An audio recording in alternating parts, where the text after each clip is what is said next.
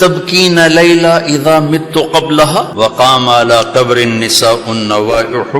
لیلا کے لیے اس کا مجنون، ہم تو مجنون کہتے ہیں، اس کا نام تھا توبہ ابن السم الخفاجی، عراق کا قبیلہ. خفاج مکے میں آباد ہے. اب نام آیا نا لیلا کا. کما لو اصاب الموت لیلا بکیتها وجاد لها دمع من العین صافع. لیلا کا نام آیا. وَأَغْبِتُ مِن لَيْلَا بِمَا لَا أَنَالُ بَلَا كُلُّ مَا قَرَّتْ بِهِ الْعَيْنُ طَائِحُ. پھر بھی لیلا کا نام آیا. وَلَوْ أَنَّ لَيْلَ الْأُخَيْلِيَّةَ سَلَّمَتْ عَلَيَّ وَدُونِ جَنْدَلٌ وَصَفَائِحُ. لیلا کا نام آیا. 4 اشعار ہر بیت میں لیلا لیلا لیلا لیلا. اس کی بیوی نہیں ہے، عشق ہے، اور وہ کھلم کھلا شعر کہہ رہا ہے. ترکت ہوا لیلا وسعدا بمعزل وعدت الى مسحوب اول منزلی. سعدا، لیلا، بثینا، یہ سب سچے کردار ہیں. اے ساڑھے ہیر رانجے دا وارث شاہ دا دماغ الٹا ہویا ہے تو اس لکھ چھڑی. یہ کوئی کردار نہیں ہے سسی پنو لیلا ہیر رانجے یہ سب، لیکن یہ سچے نام لیلا، سعدا، بثینا، سعاد، یہ سب صحیح کہانیاں ہیں. تو میں لیلا کی سنا رہا ہوں اور اس کا عاشق کھلم کھلا کہہ رہا ہے مجھے لیلا سے عشق ہے. اس کے باپ نے کہا تو نے مجھے رسوا کر، حرم میں تھے، کہیں توبہ کر تو آج کے بعد لیلا کا نام نہیں لے گا. تو وہ شاعر بلیغ تھا، کہنے گا الہی تبت من کل المعاصی ولکن حب لیلا لا اتوب. اللہم لا تسلبنی حبها ابدا ویرحم اللہ عبدا قال آمین. یہ 2 شعر پڑھ کے ابے کو سنا دیا کہ یا اللہ ہر گناہ سے توبہ، لیلا کی محبت سے نہیں. جو میری دعا پہ آمین کہے اس کا بھی بھلا کر دے. یہ میں نے آپ کو عرب کا ماحول بتایا. اس ماحول میں کسی کا کہنا مجھے بیوی سے پیار ہے جگر گردے کا کام. یہ بات سمجھ میں آ گئی؟ اب سنو. مسجد میں محفل ہے اور میرے نبی سے ایک شخص پوچھتا ہے یا رسول اللہ من احب الناس الیک، آپ کو سب سے زیادہ کس سے پیار ہے؟ اور یہ کان میں نہیں ہو رہی بات، کھلا سوال ہے، کھلی مجلس ہے اور آپ کھل کے فرماتے ہیں عائشہ سے. عائشہ سے. وہ سائل بھی ہل گیا، سننے والے بھی ہل گئے، بھی ایک ہی بڑی. اس نے جلدی سے سوال بدلا، یا رسول اللہ میرا مطلب ہے کہ مردوں میں سے کون پیارا ہے؟ تو آپ نے نبض اس کی دیکھ لی. تو اب آپ نے کہنا تھا ابو بکر سے، تو آپ نے کہا عائشہ کے ابا سے. عائشہ کے ابا سے. میرے بچوں، میرے محترم اساتذہ و مفتیان، یہ زندگی پڑھانے کی ہے جو ان کے کام آئے گی. انشاءاللہ رفع یدین کرنے والے بھی جنت میں جائیں گے، نہ کرنے والے بھی جائیں گے. اگر کبائر سے اجتناب ہے، محرمات سے اجتناب ہے تو اونچی امین کہنے والی بھی جائیں گے، پست امین کہنے والی بھی جائیں گے. یہ تو مختلف ہی چیزوں میں جنت جہنم کا پھر معیار نہیں رہ جاتا، پھر اولا غیر اولا کا معیار رہ جاتا ہے. لیکن جو چیزیں میں آپ کو زندگی کی بتا رہا ہوں ان پر جنت اور جہنم کے فیصلے ہونے والے ہیں. تو اپنے گھروں کو اگر آباد کرنا ہے تو اپنے نبی والے خوبصورت اخلاق جس سے میرا گھر آباد ہوگا، آپ کے گھر آباد ہوں گے. ایک آیت سنا دیتا ہوں جس میں پوری زندگی موجود ہے. ہن لباس لکم وانتم لباس لہن. تمہاری بیوی تیرا لباس ہے، اس سے تشبیہ ہے. آپ کا کیا خیال ہے؟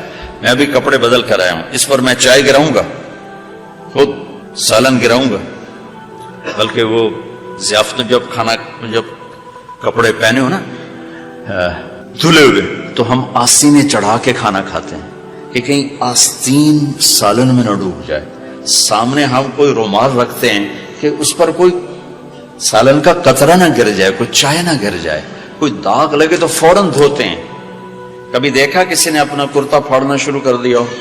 میں قربان جاؤں، قرآن کیا کلام ہے. ایک لفظ میں پوری زندگی سمجھا دی کہ جتنا لباس کو بچاتے ہو اتنے اس رشتے کو بچا لو تو زندگی آباد ہو جائے. ہن لباس لکم وانتم لباس لہن. اللہ عورتوں سے بھی کہہ رہا ہے کہ تیرا خامن تیرا لباس ہے، اور ہمیں کہہ رہا ہے تیری بیوی تیرا لباس ہے.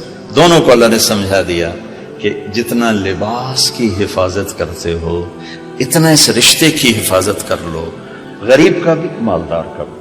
گھروں کی آبادی کا تعلق نہ علم سے ہے، نہ فتوے سے ہے، نہ پیسے سے ہے، نہ فقر سے ہے. گھروں کی آبادی میٹھے بول سے، اچھے اخلاق سے، محبت سے، اظہار محبت سے. ڈاکٹر عبدالحی رحمۃ اللہ علیہ کی پڑھ رہا تھا میں واقعات، تو اس میں انہوں نے خود ہی اپنا ایک واقعہ ارشاد فرمایا کہ کہ میں اپنے ایک مرید کے گھر گیا کھانا کھانے، تو کھانا بہت بڑھیا تھا، تو فرمایا کہ کس نے کھانا بنایا؟ کہا جی بیگم نے کہا بلاؤ۔ بلا کر کہا بیٹی آپ نے کھانا بہت اچھا بنایا تھا، آپ کا شکر گزار ہوں۔ تو اس نے رونا شروع کر دی۔ تو ڈاکٹر صاحب رحمت اللہ علیہ فرمانے لگے بیٹی رونے کی کیا بات ہے؟ کہا حضرت آپ کے مرید کے پاس 30 سال ہو گئے، ایک دفعہ کبھی اس نے نہیں کہا تو نے کھانا اچھا بنا تھا۔ بھائیو حوصلہ افزائی کرو، تعریف کرو۔ دیکھو خوشامد حرام ہے، تعریف تو حق ہے۔ وہ جو آتا نا اس کے منہ میں مٹی ڈالو، اس سے مراد تعریف نہیں خوشامد۔ میں بڑے اشکال میں رہتا تھا کہ حوصلہ افزائی تو حق، اور یہ آ رہا ہے کہ جو تعریف کرے اس کو منہ میں مٹی ڈالو، تعریف تو حوصلہ افزائی ہوتی ہے۔ پھر ابن ماجہ پڑھاتے ہوئے میرے سارے سوال حل ہو گئے۔ یا معاذ ایاک والتمادح فإنہ الذبح، معاذ خوشامد سے بچنا، یہ ذبح کر دینا ہے۔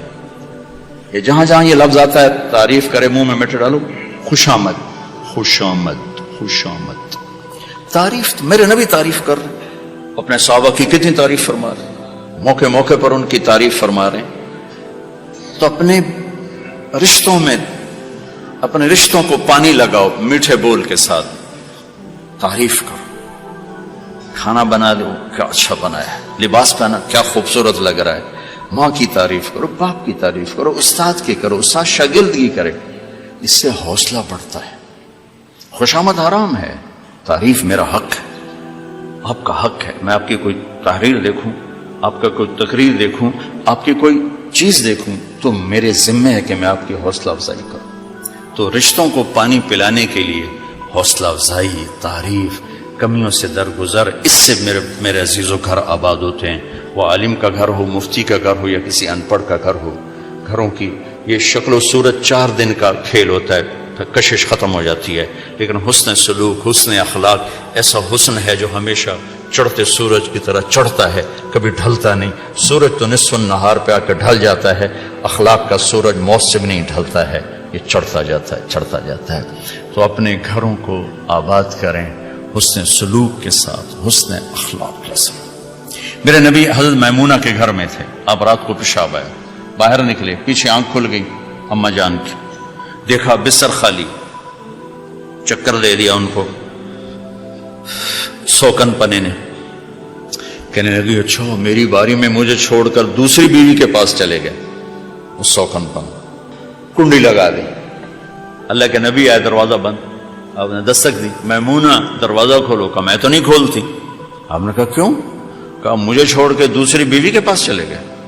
کہا اللہ کی بندی انی حاقن، حاقن کہتے ہیں زور سے پیشاب آیا۔ کہا مجھے پیشاب آیا تھا بڑے زور کا۔ کہا کوئی پیشاب نہیں، مجھے پتا ہے آپ کہاں گئے ہیں۔ وہ حضرت عائشہ پیشاب ہو رہا تھا، تو آپ نے کہا اب میمونہ انا رسول اللہ، میں اللہ کا رسول ہوں، صرف تیرا خاوند نہیں ہوں، میں کیسے خیانت کر سکتا ہوں؟ پھر ان کو کرنٹ لگا ہوئی، پہلے وہ سوکن پن آئے گا تھا، سوکن، کن کیسے کہتے ہیں؟ لوہے کو تیز کرتے ہوئے، دھار بناتے ہوئے جو چھوٹے چھوٹے ذرات اڑتے ہیں، ذرات، اس کو کن کہتے ہیں۔ آنکھ میں پڑ جائے نا تو آنکھ آدمی تڑپ جاتا ہے، تو جس کی آنکھ میں 100 ذرے پڑ جائیں اس کا کیا حال ہوگا؟ یہ ہے سوکن، سوکن اس سے ہے کہ آنکھوں میں 100 ذرے پڑ گئے، بشر ہے۔ تو انہوں نے کہا، آپ نے کہا میں اللہ کا رسول ہوں، میں خیانت کر سکتا ہوں؟ پھر تو جا کے نا دروازہ کھولا ڈرتے ڈرتے، تو اللہ کے نبی مسکراتے ہوئے آئے اور آ کر اپنے چارپائی پہ بیٹھے، ایک لفظ نہیں، ایک لفظ۔ میرا عزیزو، یہ میرے نبی کی خوبصورت زندگی ہے جس میں یہ سارے دروس موجود ہیں۔ زندگی کو حسین بنانے کے لیے پیسہ نہیں چاہیے، اخلاق چاہیے، شکل صورت بھی نہیں چاہیے، اخلاق چاہیے، اچھے اخلاق، میٹھا بول،